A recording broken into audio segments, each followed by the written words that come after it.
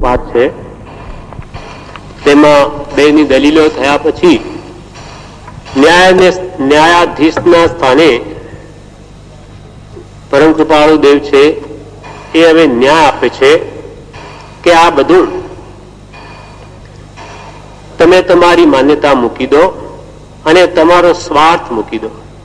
જ્યાં સ્વાર્થ હશે ત્યાં સત્ય નહીં પોસાય, પણ સત્ય અને જ્યાં સત્ય નહીં હોય ત્યાં સૌનું કલ્યાણ નથી.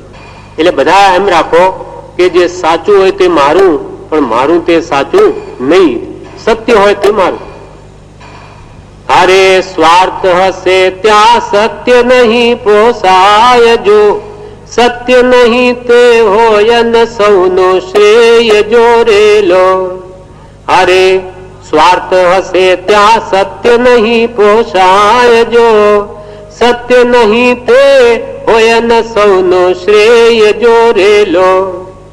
જ્યાં સ્વાર્થ હશે ત્યાં સાચું, ત્યાં સુધી સત્ય વાતને પોષણ મળશે નહીં, અને જ્યાં સત્ય જ ન હોય ત્યાં જીવનું શ્રેય એટલે કલ્યાણ થવું સંભવિત નથી.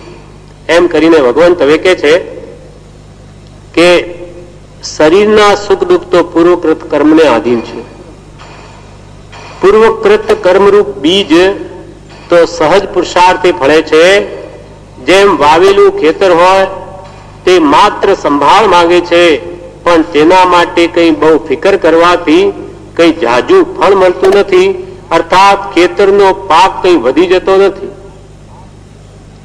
હારે શરીર સુખ દુઃખ પૂર્વકૃત આધીન, જો પૂર્વકૃત બીજ સહજ પુરુષાર્થે ફળે રેલો.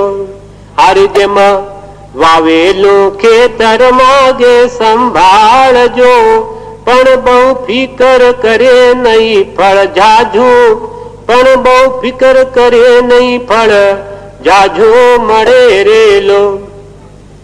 શરીરના જે સુખ દુઃખ છે તે તો પૂર્વે આપણે જેવા કર્મો બાંધ્યા તે પ્રમાણે જ મળવાના.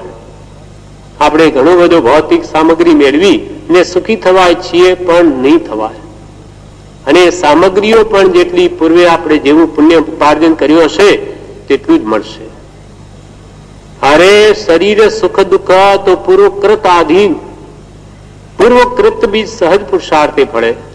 એટલે જ્ઞાની પુરુષ શું કે છે શ્રેય ને પ્રેને કે આ બધી માથાકૂટ સુખ ભૌતિક સુખ મેળવવાની મૂકી દો, એના માટે બહુ પ્રયત્ન કરવામાં સહેજ નિમિત્ત રાખો.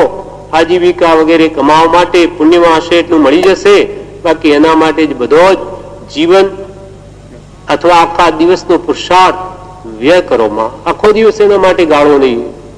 કેમ કે પૂર્વકૃત બીજ સહજ પુરુષાર્થે ફળે. પૂર્વે જે કંઈ આપણે બાંધીને આવ્યા એના માટે નિમિત્ત તો જોઈએ. જેમ કે પૈસા જોઈતા હોય ગ્રસ્તને, એ માગી ન શકે તો એને કઈ ધંધો તો કરવો પડે, કાં નોકરી કરવી પડે. તો એ કરે છતાં એને ન મળે તો સમજવું કે મારા પૂર્વમાં નહીં હશે. એટલે પુરુષાર્થ કરવા પણ હાથ નથી આવતું, પણ કે ભાઈ હવે જે લખ્યું હશે કર્મમાં તો મળી જશે એમ કરીને કોઈ કે અલ્લાહ દેગા તો છપ્પર ફાડ કે દેગા, એવું કઈ બને નહીં. એમ કોઈ માનીને ઘરમાં બેસી જતું નથી કે ભાઈ પૂર્ણિમા હશે ત્યારે મળી આવશે, કોઈને મળે નહીં.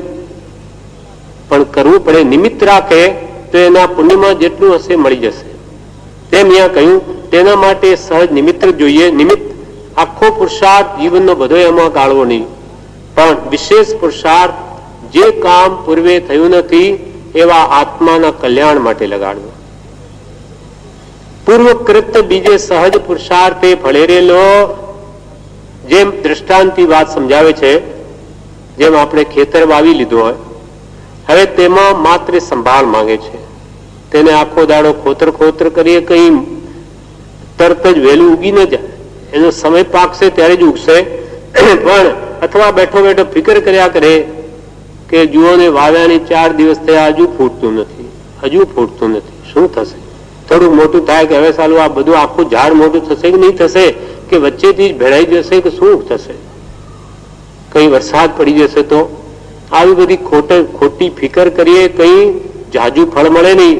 પણ જે થાય તે જોયા કરવું. એમ કે છે કે પુરુષાર્થ કરવો નિમિત્ત માત્ર આ દેહને માટે આજીવિકાનું રાખવું નહીં હોય તો, અને વિશેષ પુરુષાર્થ આત્માત્મ કરવો. કેમ કે એ પુરુષાર્થ એ પૂર્વકૃત આજીવે ભેગું કર્યું નથી, એ કરવું બહુ જરૂરી છે. હારે શરીર સુખ દુઃખ પૂર્વકૃત આધીન જો, પૂર્વકૃત બીજ સહજ પુરુષાર્થે ફળે રેલો.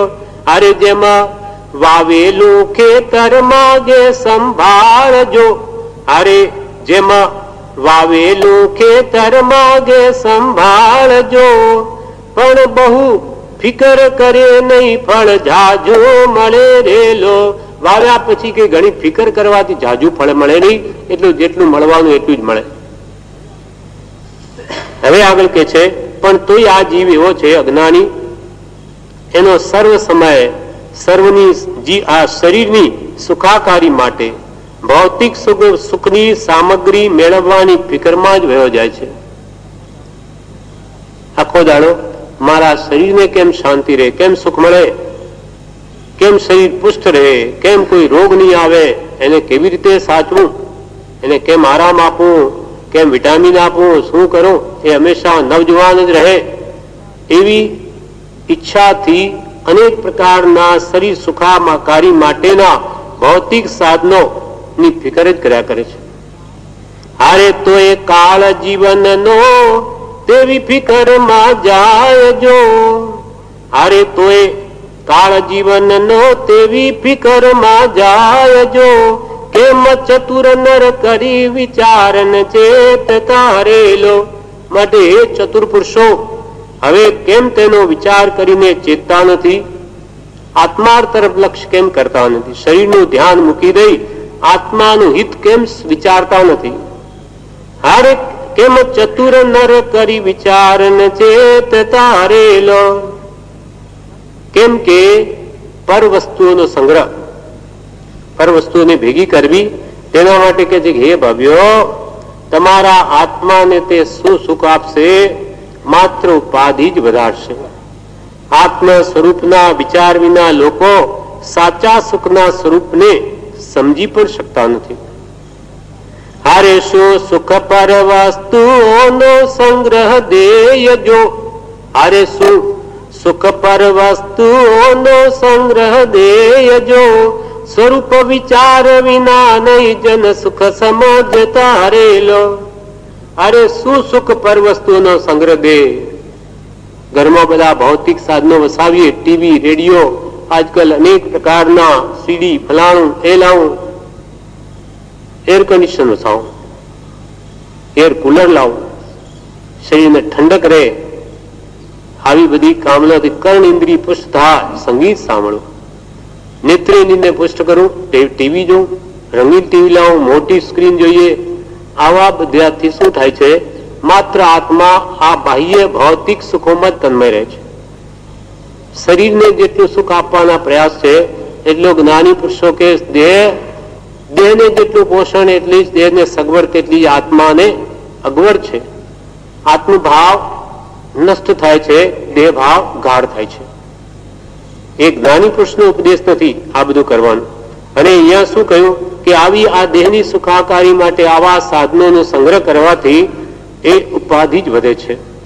એ વસ્તુ ખરાબ થાય, બગડે કે કંઈ પણ થાય તો જીવને દુઃખ થાય. અને જ્યાં સુધી એ વસ્તુઓ સારી રહીને પણ આપણને શું કરાવે, મોહ કરાવે, શરીર પર રાગ કરાવે, શાતા વેદની ને પોષણ આપે, એટલે દેહ ભાવ દ્રઢ કરાવે. ઘણી હવાઓ કે ઘણા એક કન્ડિશન બેઠો હોય ને, તેને અહીંયા ભારે પડતું હશે, અત્યંત ગરમી હશે, ત્યારે કેમ બેસાય, કેટલી બધી ગરમી છે, પણ એવી ટેવ પાડી દીધી હોય તો પાડી શકાય છે. આ ઢોર પશુઓની યોનિઓમાં એમને કોણ પંખા મૂકે? ત્યાં જ્યાં કીચડમાં મચ્છરો કરડતા હોય, ઠંડી ગરમી બધી સહન કરવી પડતી હોય, તેવી યોનિમાં આપણે ગયા છે, ત્યાં કોણે પંખા મૂક્યા? કે ત્યાં મચ્છરદાનીઓ કોણે લગાડી? એવી જીવની એવા અનંત દુઃખો એને તિર્યંચ યોનિમાં ભોગવ્યા છે. અને નરકના ભયંકર દુઃખોને યાદ કરે તો કે છે એ નરકનું, સાતમી નરકનું દુઃખ એક આપણે અહીંયા દ્રશ્ય બતાવી દે, ટીવીમાં જોઈએ છીએ તેમ, તો કે એનું હૃદય ફાટી જાય. એવા ભયંકર દુઃખો આપણા આત્માએ સહન કર્યા છે, તો અહીંયા શું દુઃખ છે? જે કે ગસ્સુકુમારની એક પળ કૃપાલે કે રામનો 14 વર્ષનો વનવાસ તો એક દિવસ નથી, પાંડવોના 13 વર્ષની તેની એક ઘડી નથી એ દુઃખની, અને ગસ્સુકુમારની એક પળ નથી, કઈ જ દુઃખ નથી. હવે એવામાં આપણે આત્મા તરફ લક્ષ્ય કરીએ અને પર વસ્તુના મોહ મૂકી દઈએ તો કે છે સદવિચારણા જાગશે. સ્વરૂપ વિચાર વિના નહીં જન સુખ સમજતા. આવી ભૌતિક સુખ સામગ્રીમાં જ માત્ર પડી રહીને આત્માનું ધ્યાન નહીં આપ્યું તો કૃપાલદેવે નહીં પૂજ્યપાદ સ્વામીએ કહ્યું છે સમાજ સતકમાં કે આ દુઃખે જ્ઞાન ભાવેલો દુઃખ દેખી જશે ખસી, તેથી આત્મા મુનિ ભાવે યથાશક્તિ દુઃખે વસી. કે આવી રીતે સાતા સુખશીલીઓ જીવન જીવી ને આત્મભાવના ભાવી હશે અને જેવા એ સુખોથી દૂર થવાનું થશે કે એની સાથે આત્મભાવના પણ ચાલી જશે. અદુઃખે જ્ઞાન ભાવેલું, જે દુઃખ વગરનું જ્ઞાન ભાવેલું દુઃખ દેખી જશે ખસી, તેથી આત્મા મુનિ ભાવે યથાશક્તિ દુઃખે વસી. મુનિ આ બધું શારીરિક દુઃખ શા માટે સહન કરે છે? આત્મભાવના માટે. આત્માની ભાવનાને દ્રઢ ગમે તેવી પરિસ્થિતિમાં ટકાવવા માટે આ શરીર સુખાકારીને ત્યાગે છે. માટે એ કહે છે કે પરવસ્તુઓનો સંગ્રહ એ ભવ્યો તમારા આત્માને સુખ સુખ આપશે, માત્ર ઉપાધિ જ વધારશે, મોહ વધારશે. માટે આત્મ સ્વરૂપના વિચાર વિના લોકો સાચા સુખના સ્વરૂપને સમજી પણ શકતા નથી.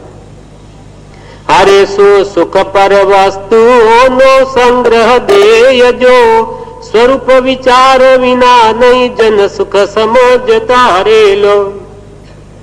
અને કૃપાલદેવે પોતે 832માં પત્રમાં કહ્યું કે જગત સર્વ જગતના જીવો કઈ ને કઈ મેળવીને સુખ પ્રાપ્ત કરવા ઈચ્છે છે.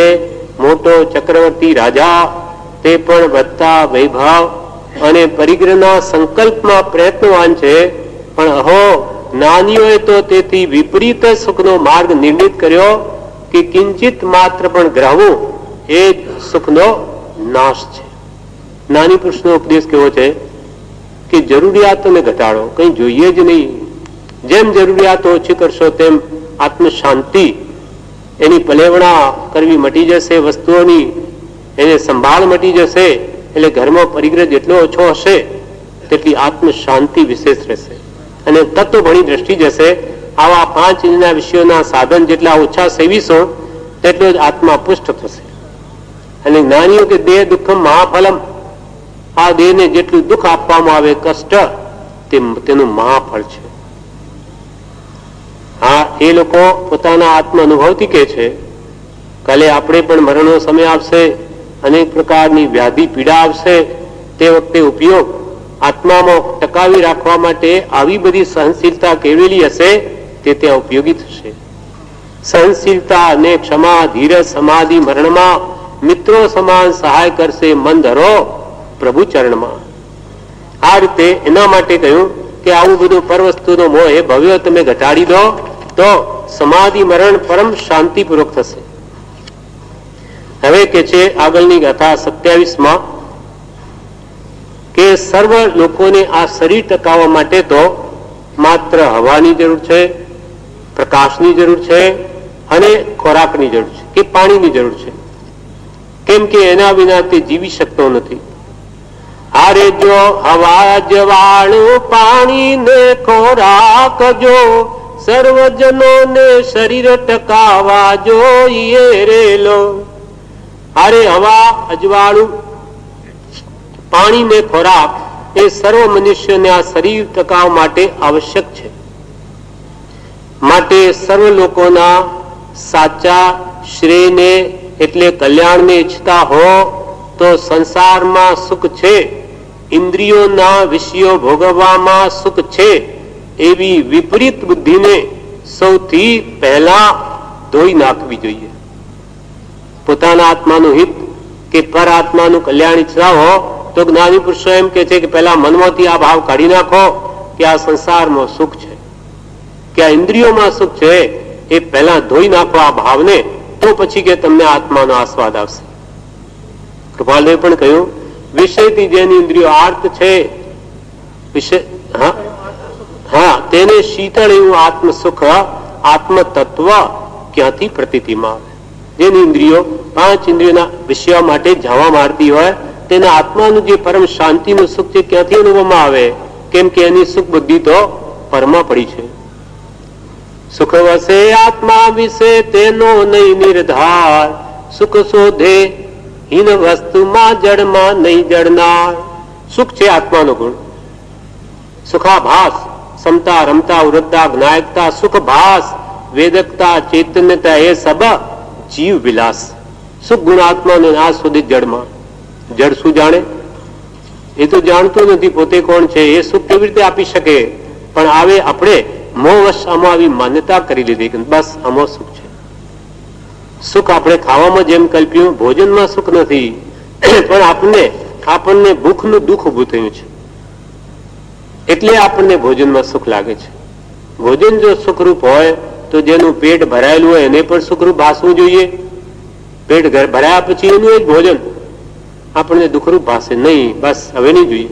કેમ? આ તો સુખરૂપ તમને બહુ ભાવતું તો ખાવાનું વળી નહીં. હવે તો અહીંયા સુધી આવી ગયું. હવે તો એ કોળીઓ લો તો ઉલટી થઈ જશે. કેમ એમ થયું? બસ સુખ આમાં નથી. સુખ મેં કલ્પ્યું હતું. ભૂખ હતી ત્યાં સુધી ભૂખ મટી ગઈ એટલે સુખ બુદ્ધિ ગઈ. પર પદાર્થનું સુખ નથી, આપણી કલ્પનાઓમાં સુખ છે બધી. અને એકની એક વસ્તુ આજે ભાવતી હોય કાલે ભાવતી મટી જાય. એટલે માનો એક શાક એકને ભાવતું હોય ભીંડાનું, અમુક વખત પછી નહીં ભાવે.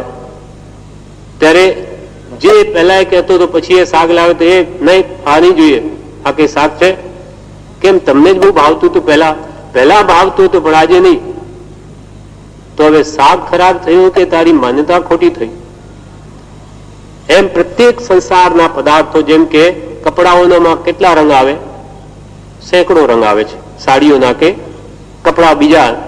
હવે એમાં કોઈ લેવા જાય બજારમાં, 4 બહેનો માનો ગઈ હોય, 4 જાતની સાડી હોય, રંગ ડિઝાઇન એક જ હોય, પણ કોઈ પીળો હોય, કોઈ લાલ હોય, કોઈ લીલો હોય, કોઈ ઇંગ્લિશ કલર હોય, કોઈ બાઈનો ટેસ્ટ જુદો હોય કે આ ઇંગ્લિશ કલર બહુ સરસ છે, જયારે બીજી કે આ કઈ કલર છે ભોઠો, એના કરતા તો આ કેવો જો લાલ ચમકે છે, કેવો ચમકદાર છે. એકને લાલ ગમે, એકને પીળી ગમે, એકને લીલી ગમે, એકને વળી પીળી ગમે. કેમ ફરક પડી ગયો? તો કલર ખરાબ કે એ લોકોની માન્યતામાં ભૂલ છે. દરેકે જુદી જુદી માનતા કરી. એક કે લીલો કલર સારો, બીજો કે લાલ સારો, ત્રીજો કે પીળો સારો. એટલે નાનીઓ કે છે કોઈ સારું નથી. આ સંસારમાં કોઈ કલર સારો નથી, તેમ ખરાબ પણ નથી. જેમ છે તેમ છે, પણ આપણે જેવી કલ્પનાઓ કરી તેવું એને ભાષે છે. એટલે કૃપાલ કે અનુકૂળ કલ્પના અનુકૂળ ભાષે છે અને પ્રતિકૂળ કલ્પના પ્રતિકૂળ ભાષે છે. અને બંને કલ્પના કરવાની જ્ઞાની પુરુષોએ ના કહી છે. આ સંસારમાં કોઈમાં સુખ બુદ્ધિની કલ્પના કરવી નહીં, કેમ કે સુખ પરમો છે જ નહીં. એટલે અહીંયા કહ્યું હારે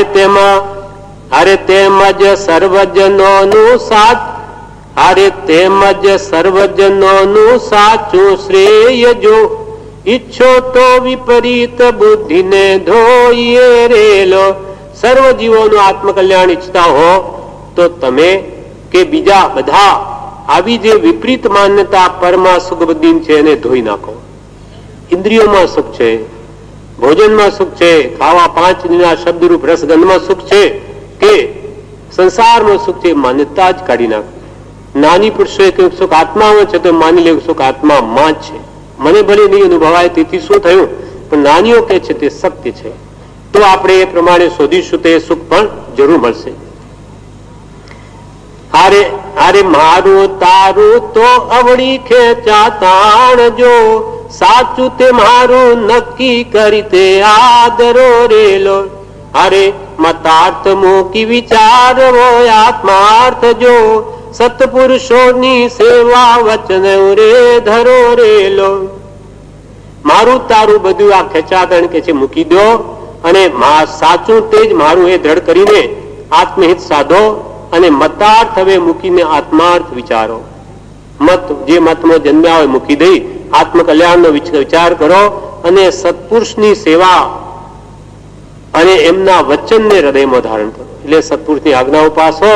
અને જ્ઞાની પુરુષોએ શું કહ્યું એ વારંવાર વિચારને જીવનમાં ઉતારવાનો પ્રયત્ન કરો તો તમારું કલ્યાણ અવશ્ય થશે. આ પ્રમાણે વિશે જણાવે છે, જે આપણે આવતીકાલે હવે પ્રજ્ઞાવબોધમાં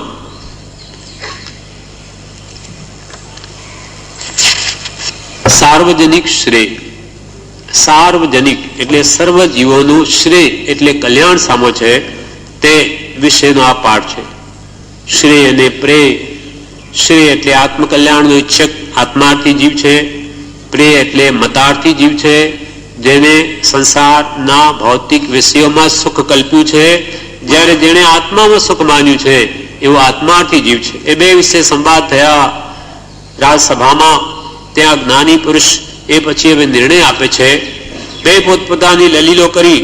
હવે આ બધો જે ઉપદેશ છે જ્ઞાનીઓનો, કાલે પણ આપણે વાંચી ગયા કે મારું તારું અવધિ બધી આ તમારી અવળી ખેંચાતેડ છે મૂકી દો.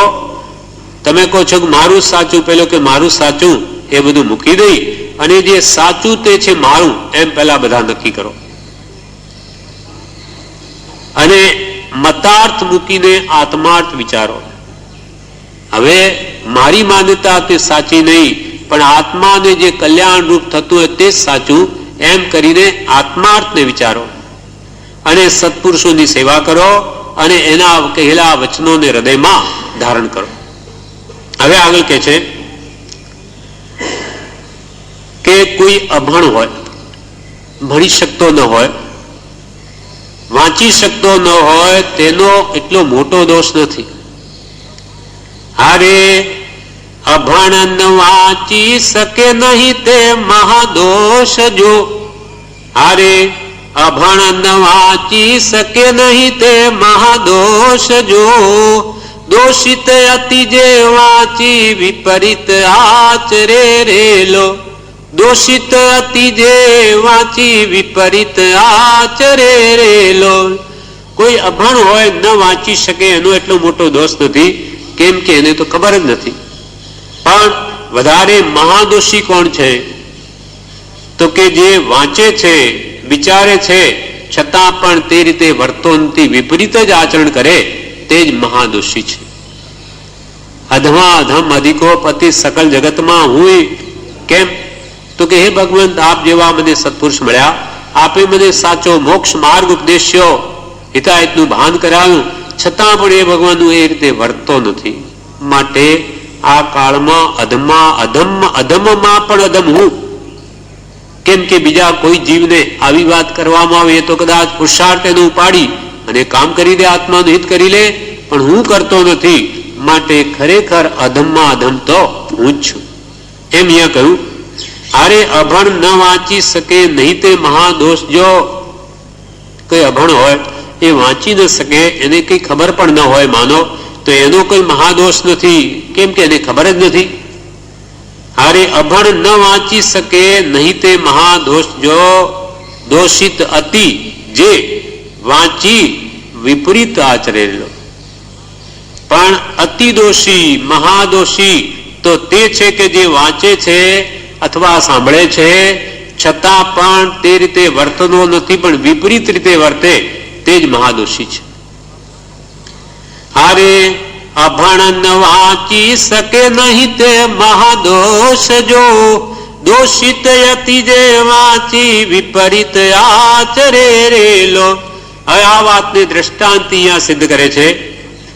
જેમ કે મનહીન, જેને મન નથી, એવી કીડી કે મકોડા, એ બિચારા કઈ વિચાર કરી શકે એમ નથી, વિચાર કરવા સમર્થ નથી.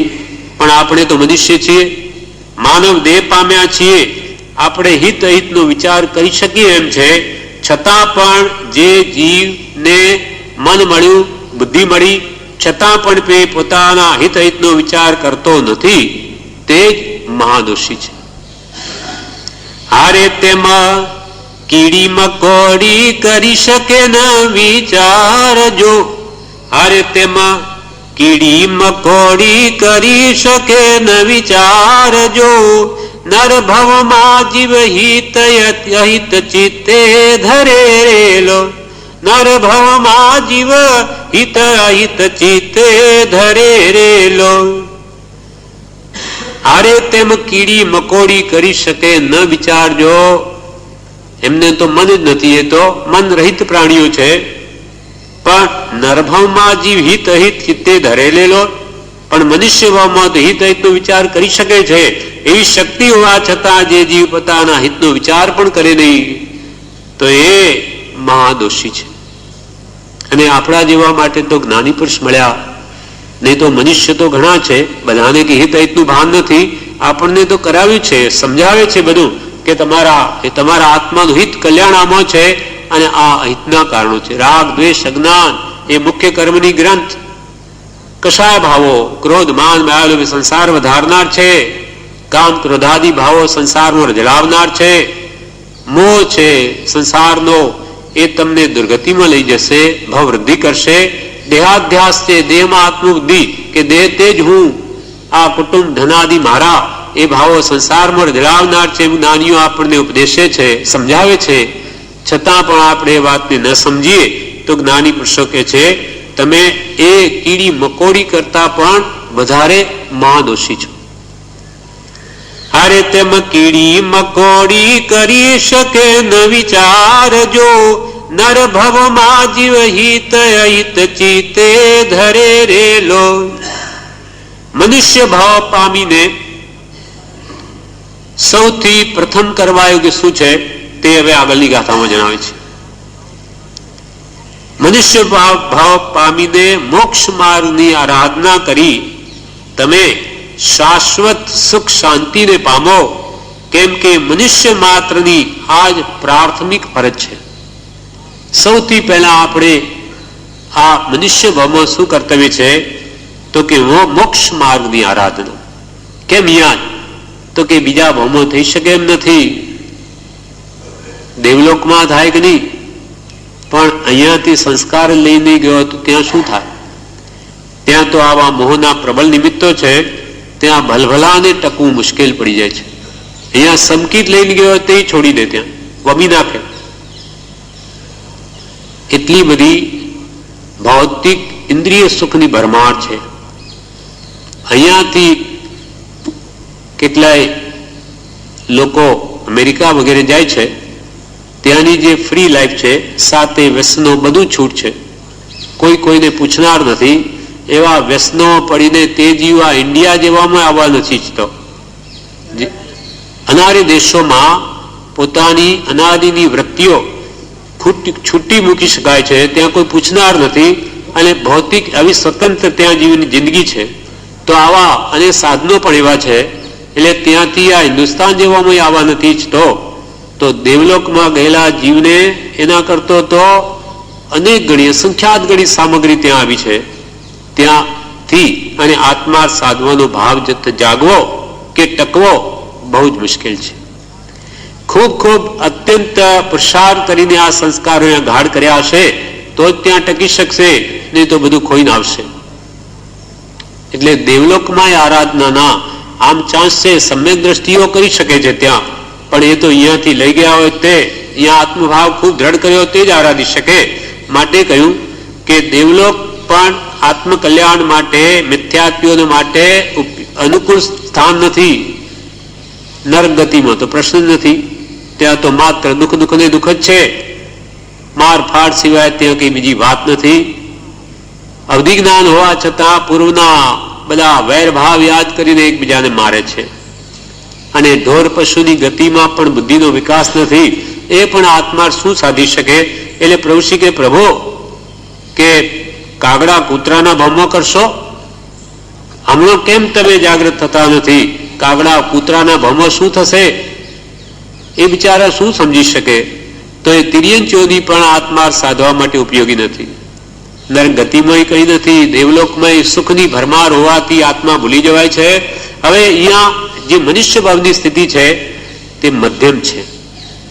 અહીંયા દેવલોક જેવા સુખ નથી કે નરક જેવા દુઃખ નથી કે ઢોર પશુ જેવી જડ બુદ્ધિ નથી, બધું મધ્યમ છે.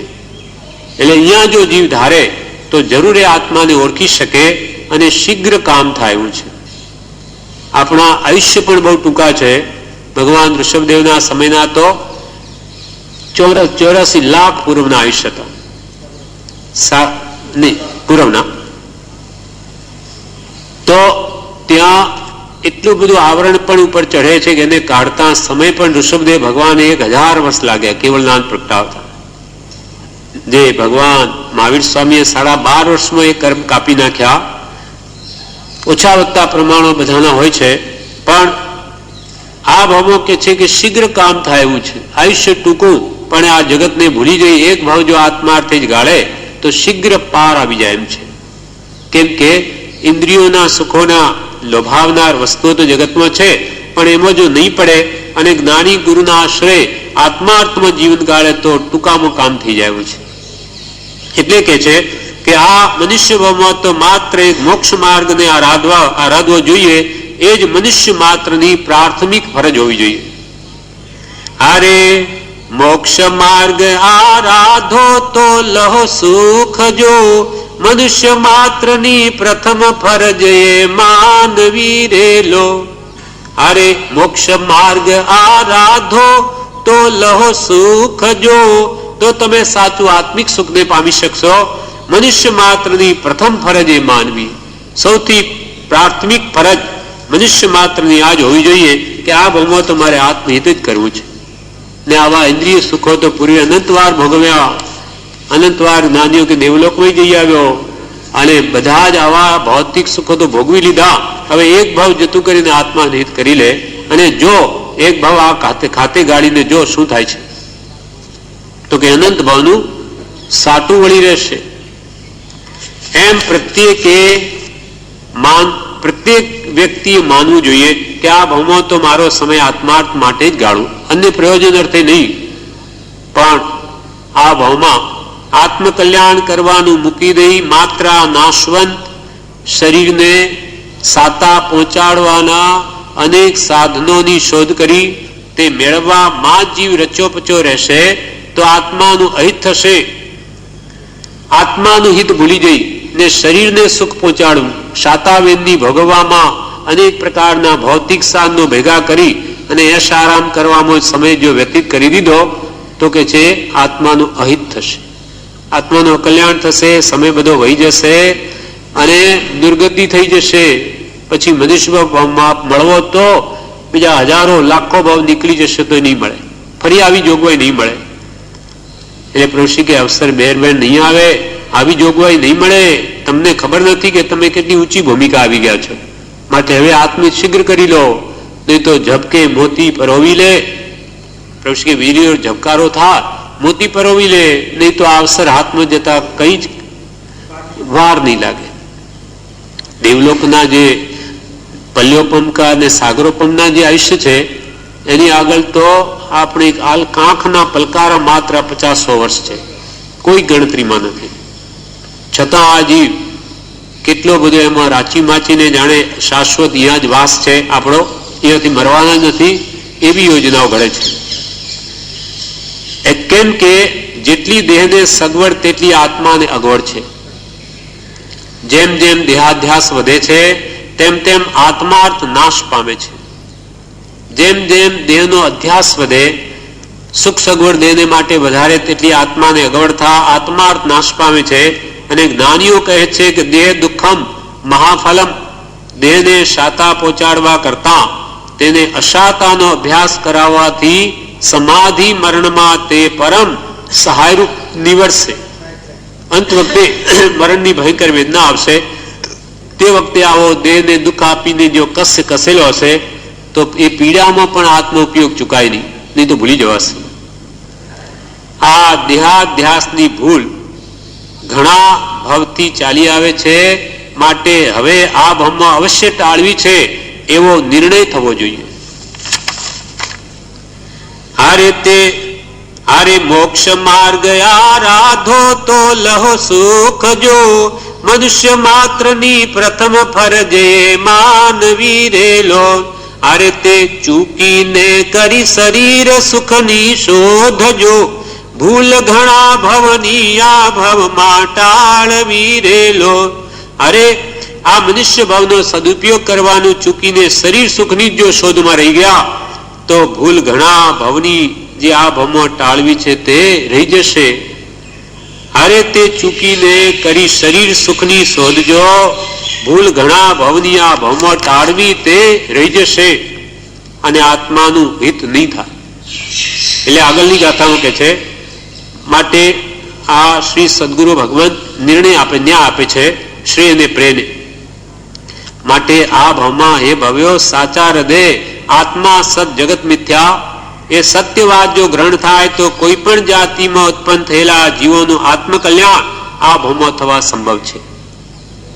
અરે સાચા દિલે સત્ય ગ્રહણ જો થાય જો સર્વ કોઈનું આત્મશ્રેય આ ભવે થશે રેલો.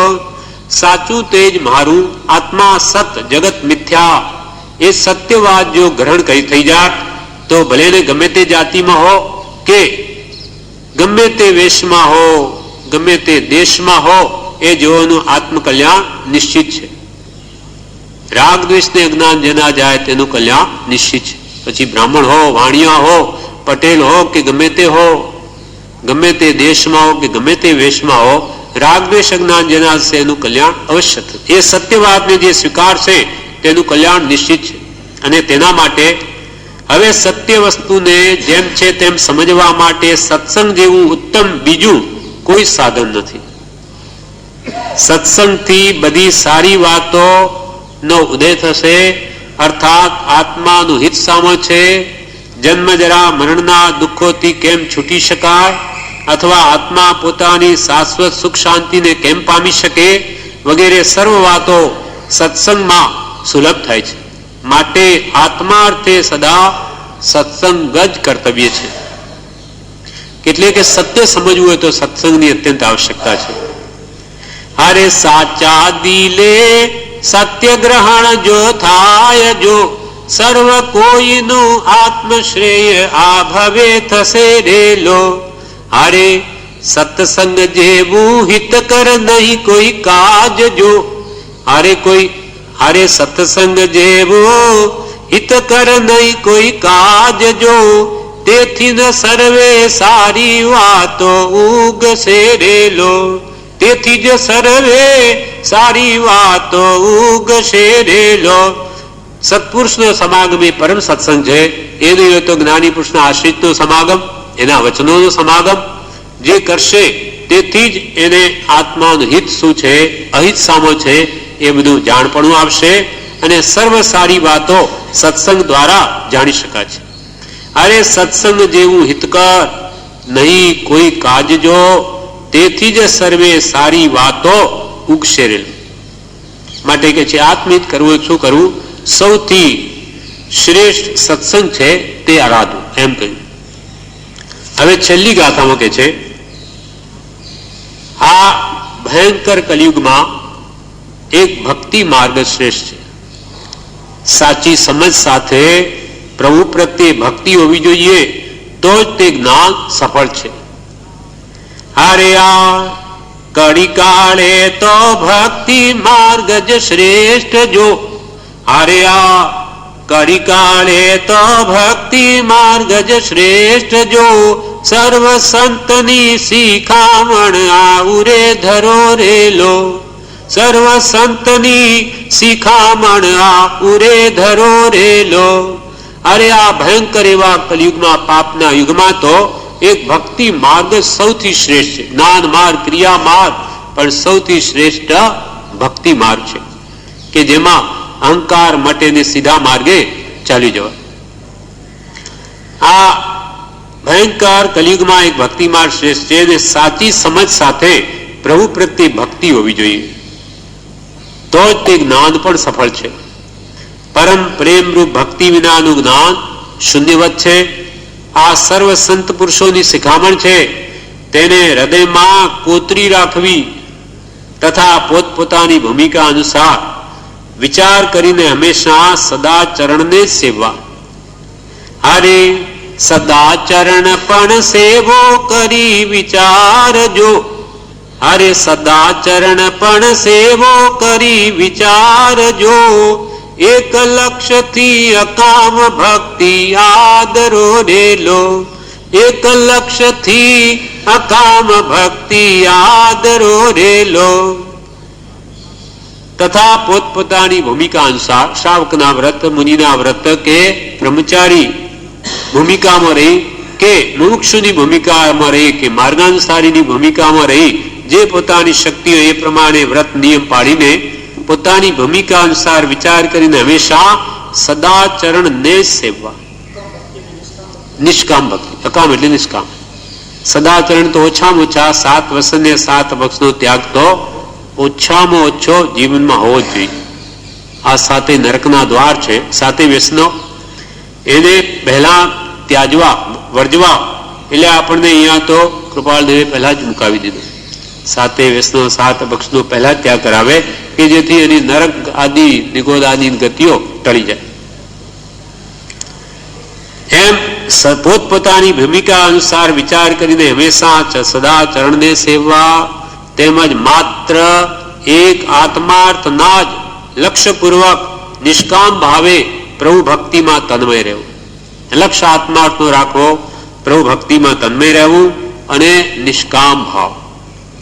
માત્ર જન્મ મરણથી છૂટવા માટે આ ભક્તિ કરું છું, બાકી કોઈ કામના નહીં. સંસાર સુખ નહીં જોઈએ, દેવલોક નહીં જોઈએ, ભાવના અંતરમાં એવી જોઈએ. તેમજ માત્ર એક આત્માર્થના જ લક્ષ્યપૂર્વક નિષ્કામ ભાવે પ્રભુ ભક્તિમાં તન્મય રહેવું એ જ આત્મકલ્યાણનો સુગમ ઉપાય છે. જગતના સર્વજીવોનું હિત પણ આમાં સમાયેલું છે. આ પાઠનું નામ શું છે? સાર્વજનિક શ્રેય. સર્વજીવોનું કલ્યાણ સામો છે તો કે પ્રભુ પ્રત્યે ભક્તિ કરી, ભગવાનના ગુણોની અને સમ્યક જ્ઞાન જે જ્ઞાનીઓ આપેલું તે જાણવું અને તે પ્રમાણે વર્તવું. જ્યાં જ્યાં જે યોગ્ય છે ત્યાં સમજવું તે જ્ઞાની પુરુષ દ્વારા, અને પછી ત્યાં ત્યાં તે આચરે આત્માર્થી જન એ તે પ્રમાણે પછી તે વર્તે. તેને જ જ્ઞાની પુરુષોએ આત્માર્થી કહ્યો છે, આત્માનો અર્થી કહ્યો છે, આત્મકલ્યાણનો ઈચ્છુક કહ્યો છે. અરે આ કળી કાળે તો ભક્તિ માર્ગ જ શ્રેષ્ઠ જો, સર્વ સંતની શિખામણ આઉરે ધરો રેલો. અરે સદાચરણ પણ સેવો કરી વિચારજો, એક લક્ષ્યથી અકામ ભક્તિ આદરો રેલો. એક લક્ષ્યથી, એક આત્માર્થના લક્ષ્યથી, એક લક્ષ્યથી અકામ એટલે નિષ્કામ, એક લક્ષ્યથી અકામ ભક્તિ આદરો રેલો. આ પ્રમાણે આ પાઠ પૂરો થયો. ભક્તિના વિશે પરમ કૃપાલ દેવે પત્રાંક 231 કહ્યું છે કે મહાત્મા કબીરજી તથા નરસિંહ મહેતાની ભક્તિ અનન્ય, અલૌકિક, અદ્ભુત અને સર્વોત્કૃષ્ટ હતી, તેમ છતાં તે નિષ્પૃહા હતી. મહાત્મા કબીરજી માર્ગાનુસારી પુરુષો થયા કે નરસિંહ મહેતાની ભક્તિ અનન્ય એટલે એને ભગવાન સિવાય બીજું કઈ જોઈએ નહીં. એક ભગવાન પ્રત્યે જેને પ્રેમ હતો, અને અલૌકિક એટલે લૌકિક કામના વગર માત્ર આત્માર્થને અર્થે હતી. અલૌકિક હતી, અદ્ભુત હતી. એને કોઈ દિવસ પોતાના ઘર સંબંધી કે કુટુંબ સંબંધી વિચાર કર્યો નથી કે આ ઘર કેવી રીતે ચાલશે. નરસિંહ મહેતાની ઝૂંપડી પ્રસિદ્ધ છે. ભગવાનની ભક્તિમાં તન્મય રહે તો પણ પેટ ભરાઈ જાય. પ્રભુ શ્રી કે ભક્તિ કરતા કોણ ભૂખે મરી ગયું? એના મામેરા પણ કોઈ દેવોએ પૂરા કર્યા છે. નરસિંહ મહેતાનું મામેરું પરચા પણ એમણે પૂર્યા, પણ એમને કોઈ દિવસ ભગવાન પ્રત્યે ઈચ્છ્યું નથી કે હું તો આપનો ભક્ત છું માટે મારું કામ કરજો, એવું કદી ઈચ્છ્યું નથી. એટલે એમની ભક્તિ કેવી હતી? નિષ્પૃહા, કોઈ પણ આકાંક્ષા નહીં. માટે આપણને આ કૃપાલદેવ ઉપદેશે છે કે ભગવાનની ભક્તિ એવી હોવી જોઈએ કે ભગવાન મને આ મારું આ સંસારનું દુઃખ છે દૂર કરજો. જેમ સૌભાગભાઈ કંઈ પણ કહેતા હતા કૃપાલદેવ તો કેવું એમનામાંથી કઢાવી જાય, એને પોષણ નહીં આપ્યું. માટે ભગવંત પ્રત્યે કદી પણ આવા ભૌતિક દુઃખની રડવું નહીં, દુઃખને રોંદણા રડવાની અને ભૌતિક સુખની આકાંક્ષા કરવી નહીં. મને તો ભગવાન તું જન્મ મરણથી છોડાવ, અને દુઃખ આપ સુખ આપ, જયારે તે આપવું એ આપ, પણ મને તાર સંભાવ સાથે આપ. દુઃખ આપવા સાથે સંભાવ આપ, પછી જેમ કરવું એ કર. વળી ભક્તિ વિશે કૃપાલદેવે પત્રાંક 380 કહ્યું પ્રભુ ભક્તિમાં જેમ બને તેમ તત્પર રહેવું મોક્ષનો એ ધુરંધર માર્ગ મને લાગ્યો છે. કૃપાલ કે મને તો આ ધુરંધર અદભુત માર્ગ લાગ્યો છે કે જેમ મને એમ જગતને ભૂલી જઈ ભગવાનની ભક્તિમાં તન્વય રહેવું, મીરાબાઈની જેમ કે આ ભક્તોની જેમ. વળી 394 પત્રમાં કૃપાલદેવે કહ્યું, ભક્તિ પ્રધાન દશાએ વર્તવાથી જીવના સ્વચ્છંદાદિ દોષ સુગમપણે વિલય પામે છે, વિલય થાય છે, એવો પ્રધાન આશય જ્ઞાની પુરુષોનો છે. એટલે એમાં સ્વચ્છંદ ને અવકાશ નથી.